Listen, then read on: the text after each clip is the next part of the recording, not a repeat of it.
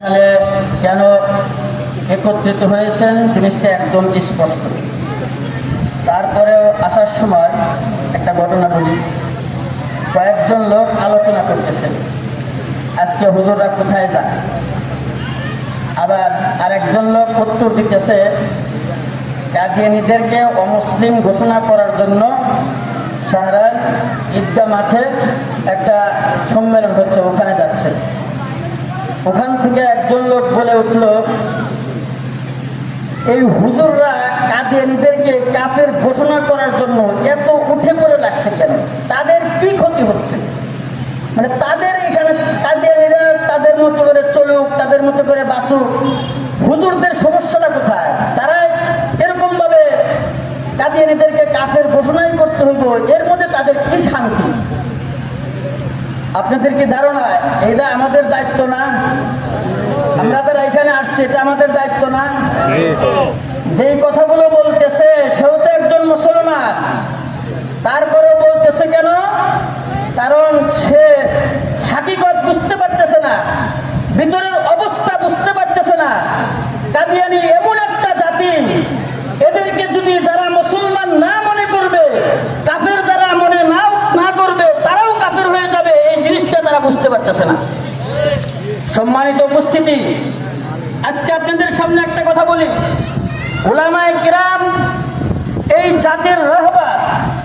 উলামায়ে কিরামকে আল্লাহ তাআলা দ্বীনের হেফাজতের জন্য দায়িত্ব দিয়েছে, ঠিক না বলেন? রাসূলের ইজ্জত রক্ষা করার দায়িত্ব দিয়েছে উলামায়ে কিরামকে। ইসলাম ধর্মকে রক্ষা করার দায়িত্ব দিয়েছে উলামায়ে কিরামকে। রাসূলের সম্মান রক্ষা করার দায়িত্ব দিয়েছে উলামায়ে কিরামকে। রাসূল শেষ নবী, রাসূলের পরে আর কোনো নবী নাই, এই কথা বাস্তবায়ন করার দায়িত্ব দিয়েছে আল্লাহ তাআলা উলামায়ে কিরামকে। কি বলেন, ঠিক কিনা বলেন? রাসূল সাল্লাল্লাহু আলাইহি ওয়াসাল্লাম বলেছেন, আলেমরা হলো আমার ওয়ারিস। আমি যেই দায়িত্ব নিয়ে দুনিয়াতে আসছি তাদেরও সেই দায়িত্ব। অতএব আমরা তো দায়িত্ব পালন করতেছি, আমাদেরকে আমাদের দায়িত্ব পালন করার ব্যাপারে কেউ যদি বিন্দু মাত্র ব্যাঘাত ঘটায়, আমরা তাদেরকে জানিয়ে দিচ্ছি আমাদের দায়িত্বের খাতিরে আমরা যে কোনো সময় যে কোনো সিদ্ধান্ত গ্রহণ করতে পারি, ঠিক কিনা বলে? এটা আমাদের দায়িত্ব। কাদিয়ানীদেরকে কাফের ঘোষণা করানো, সংসদে আইন পাস করার ব্যাপারে তাদেরকে উপলব্ধি করা, তাদেরকে জানিয়ে দেওয়া, তাদেরকে বলা, এটা আমাদের দায়িত্ব। আমরা দায়িত্ব পালন করতেছি, ঠিক কিনা বলেন? সম্মানিত উপস্থিতি, আপনারা জানেন দীর্ঘ 15-16 বছর ক্ষমতায় ছিল আওয়ামী লীগ, শেখ হাসিনা। আমাদের আল্লামা আব্দুল হামিদ পীর সাহেব বারবার বলছে তার কাছে গিয়ে, ক্ষমতা কারো জন্য চিরস্থায়ী না। ক্ষমতায় আজকে আছেন, 2 দিন পরে নাও থাকতে পারেন।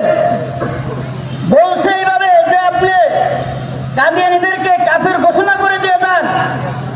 আপনি যদি কাদিয়ানীদেরকে কাফের ঘোষণা করেন, বাংলাদেশের সমস্ত মুসলমান সহ উলামায়ে কিরাম সহ বিশ্বের সমস্ত মুসলমান এবং উলামায়ে কিরামের আপনি একজন মাথার তাজ হয়ে থাকবেন। প্রত্যেকটা মুসলমানের অন্তরে আপনি জায়গা করে নেবেন। বলছে কিনা বলেন? বিভিন্ন বক্তব্যের মধ্যে আব্দুল হামিদ সাহেব বলছে, তাকে এইভাবে বুঝাইছে যে আপনি ক্ষমতায় থাকতে আপনি তাদেরকে কাফের ঘোষণা করে দিয়ে যান। কিন্তু তিনি বলছেন আমার উপরে চাপ আছে, আমি যদি কাফের ঘোষণা করি তাহলে আমি ক্ষমতায় থাকতে পারবো না। এভাবে আব্দুল হামিদ সাহেবের কথাগুলো আপনারা শুনছেন কিনা বলেন? শোনা হয়েছে, বলছে এভাবে। আপনাদের কি ধারণা এখনো কি শেখ হাসিনা আছে ক্ষমতায়? ক্ষমতায় নাই।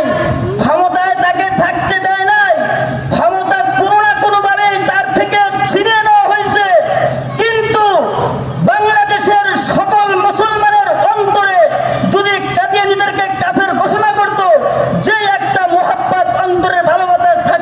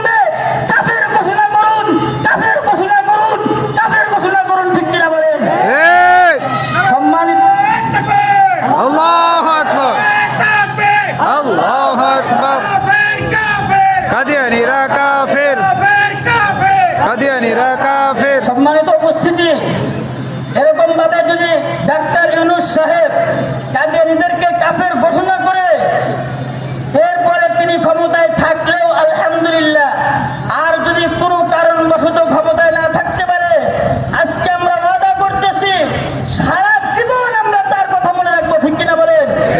অতএব 15 নভেম্বর আমাদের জাতীয় সোহরাওয়ার্দী উদ্যানে যে সম্মেলন অনুষ্ঠিত হবে, আমরা চাবো এর আগে আপনি কাদিয়ানীদেরকে কাফের ঘোষণা করে দেন। কাদিয়ানীদের কাফের হওয়ার জন্য তো শুধু খতমে নবুয়তকে অস্বীকার করছে তা না, তারা খতমে নবুয়তকে অস্বীকার করার সাথে সাথে তারা বলে পুরা কোরআন শরীফ বিলুপ্ত হয়ে গেছে, এই কোরআনের আইন আর মানা যাবে না। নাউজুবিল্লাহ বলেন। তাদের আরো আকীদা হলো বর্তমান খ্রিস্টানরাও জান্নাতে যাবে। নাউজুবিল্লাহ বলেন। বর্তমান খ্রিস্টানরা কি জান্নাতে যাবে? বর্তমান খ্রিস্টানরা যারা রাসূল সাল্লাল্লাহু আলাইহি ওয়াসাল্লামকে নবী মানবে না, তারা কখনো জান্নাতে যেতে পারবে না, জান্নাতে যেতে পারবে না। এজন্য তারা তাদের পরিচয় বাংলাদেশে থাকুক, তারা তাদের জীবন পরিচালনা করুক, বাংলাদেশে তারা তাদের মতো করে কাজ করুক, আমাদের কোনো দুঃখ নাই। কিন্তু মুসলিম পরিচয় দিয়ে কাদিয়ানীদের কোনো কার্য পরিচালনা করতে দেওয়া হবে না, হবে না, হবে না। সম্মানিত উপস্থিতি, লাস্টে একটা কথা বলতে চাচ্ছি।